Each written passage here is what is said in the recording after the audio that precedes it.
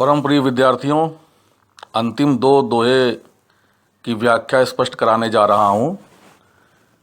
दोहा है, प्रगट भय द्विराज कुल, प्रगट भय द्विराज कुल, सुबस बसे ब्रज आई, मेरे हरौ कलेस सब, केशव केशव राई। प्रगट का अर्थ होता है जन्म, भय माने होना, द्विराज कुल ब्राह्मण कुल और चंद्र कुल, सुबस अपनी इच्छा से, हरौ दूर करो, कलेश का अर्थ है कष्ट, केशव कृष्ण और केशव राई बिहारी के पिताजी। तो बच्चों, आपको मालूम है कि प्रस्तुत दोहा स्पर्श भाग 2 के बिहारी लाल जी द्वारा रचित दोहा नामक पाठ से लिया गया है और इसमें कविवर बिहारी ने अपने परम पूज्य पिता परमेश्वर आराध्य इष्ट देव श्री कृष्ण से सविनम्र प्रार्थना की है कि हे प्रभु, एक पिता ही है जो अपने बच्चों की मन स्थिति को अच्छी तरह से समझ सकता है। प्रभु, आप चंद्रकुल के यदु वंश से उत्पन्न हुए हैं और अपनी इच्छा से ब्रज में आकर बस गए हैं। और यही नहीं, मेरे पिता भी ब्रज में आकर अपनी इच्छा से बस गए थे। उनका जन्म ब्राह्मण कुल में हुआ। वे सदा स्वभाव से ही अपने पुत्र अर्थात मेरे ऊपर कृपा बनाए रखे, यथासंभव मेरे दुखों का निवारण करते रहे। तो हे प्रभु, आप अपनी इच्छा से ब्रज में आकर बसे, यही स्थिति मेरे पिताश्री की भी रही। आपने चंद्रकुल द्विराज कुल अर्थात चंद्रकुल के यदुवंश में उत्पन्न हुए और मेरे पिता भी द्विराज कुल अर्थात ब्राह्मण कुल में जन्म लिए और संयोग से आप भी केशव हैं, मेरे पिता भी केशव राय। तो इसलिए हे प्रभु, आप मेरे पिता स्वरूप ही हो गए और ऐसे भी सच्चे मन से मैं आपको उसी रूप में देखता हूँ।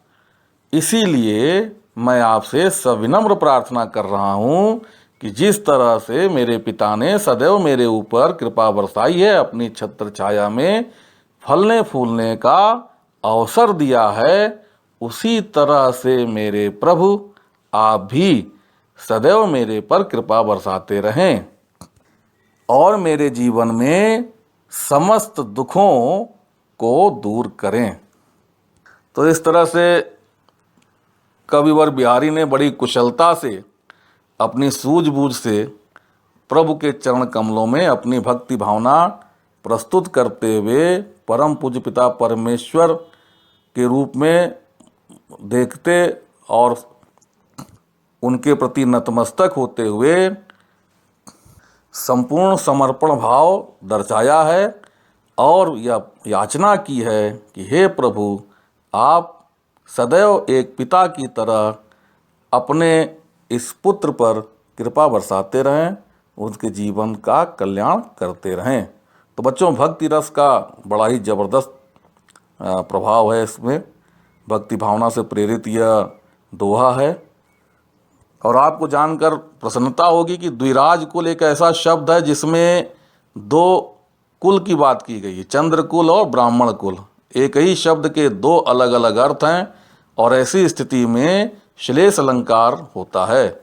तो इस तरह से इसमें श्लेष अलंकार भी है और अनुप्रास अलंकार तो निश्चित ही है। बाकी काव्य सौंदर्य पूर्ववत पहले की ही तरह है, बस रस में भक्ति रस का परिपाक हुआ है।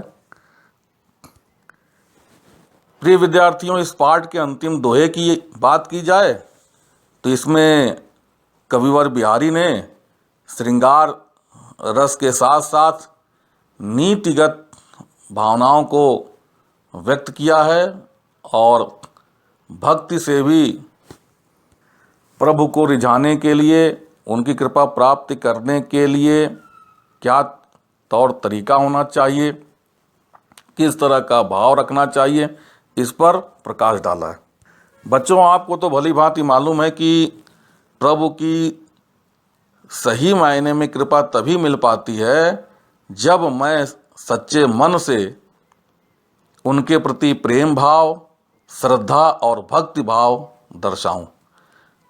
तो प्रेम, श्रद्धा और भक्ति, अगर यह तीनों भाव में कोई कमी रह जाती है तो सच्ची भक्ति परिलक्षित नहीं होती, दिखाई नहीं देती, और इस कारण से ईश्वरीय कृपा हम पर नहीं बरस पाती। तो सच्चे मन से भक्ति भाव दर्शाने से ही प्रभु की कृपा मिल पाती है। अन्यथा बाकी जो तौर तरीका है वह एक प्रकार से वाय आडंबर को ही परिलक्षित करता है, दर्शाता है। कविवर बिहारी जो है वो श्रृंगार रस के निपुण कवि तो थे ही, लेकिन वह भक्ति के भी श्रेष्ठ कवि हैं और वह सच्ची भक्ति के मर्म को पहचानते हैं। इसीलिए वह कहते हैं कि माला जपने, तिलक लगाने, शरीर को विभिन्न लेपों से छापने से काम सिद्ध नहीं होता, भक्ति भावना सिद्ध नहीं होती, क्योंकि ये सब कच्चे मन वाले कार्य प्रतीत होते हैं। क्योंकि जब तक मन में सच्ची भावना ना हो, दिखावे से परे हो करके श्रद्धा, प्रेम, भक्ति भाव से हम समर्पित ना हो, तब तक ईश्वरीय कृपा नहीं मिल पाती। सब बाह्य आडंबर के अंतर्गत लगता है। जब माला छापे तिलक, सरे न एकौ काम, मन काचै नाचै वृथा, साचै राचै राम। जप माला लगाने से, माला जपते रहने से, शरीर में बड़े लेप लगाने, छापा लगाने से, तिलक लगाने से एक भी कार्य सिद्ध नहीं होता। मन, क्योंकि इससे मन जो है इधर उधर भटकता ही रहता है। जब तक मन कच्चा है, मन भटकता रहता है, तो भक्ति भाव व्यर्थ ही निकल जाता है। मन व्यर्थ में नाचता रहता है, वो एकाग्रता नहीं प्राप्त कर पाता, उससे सच्ची भावना, भक्ति भावना नहीं झलक पाती और वह केवल दिखावा मात्र रह जाता है। कवि का मानना है कि सच्चे मन से अगर भक्ति भाव दर्शाई जाए तो प्रभु राम की कृपा प्राप्त हो सकती है। अर्थात ढोंग, पाखंड, बायाडंबर, बाहरी दिखावा से दूर रहकर सच्चे मन से जो भक्ति करता है, राम की कृपा उस पर ही बरसती है। सच्चे मन से की गई भक्ति से ही प्रभु प्रसन्न होते हैं। तो बच्चों, इस दोहे के माध्यम से कवि ने वाय आडंबर, बाहरी दिखावे का विरोध किया है। कच्चे मन और सच्चे मन की तुलना करके सच्ची भक्ति की श्रेष्ठता को सिद्ध किया गया है। साचे राचे में च वर्ण की आवृत्ति है, इसलिए अनुप्रास अलंकार है, और भक्ति रस तो है ही। तो इस तरह से समस्त दोहों को मैंने सही ढंग से समझाने का अथक प्रयास किया है। मुझे उम्मीद है कि आप सब भली भांति सभी दोहों की व्याख्या को और शब्दों के अर्थ को समझ रहे होंगे।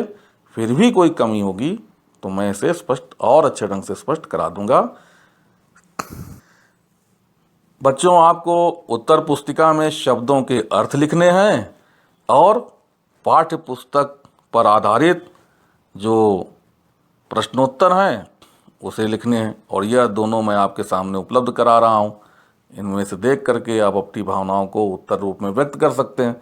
और यह ध्यान रहे, जरूरी नहीं है कि आप इन्हीं बंधनों में बंधें। जैसा मैंने आपको कार्य दे दिया है प्रश्न के उत्तर के रूप में, आप उन्हें ही देख करके करते रहें। आप इसमें मनन चिंतन करें और अपने विचार, अपने भावों को भी स्वतंत्र रूप से रख सकते हैं। बस ध्यान रहे कि जो प्रश्न है उसका सटीक उत्तर होना चाहिए। शब्द आपके अपने हो सकते हैं, इसके लिए आप सब स्वतंत्र हैं। सभी को मेरी हार्दिक शुभकामनाएं।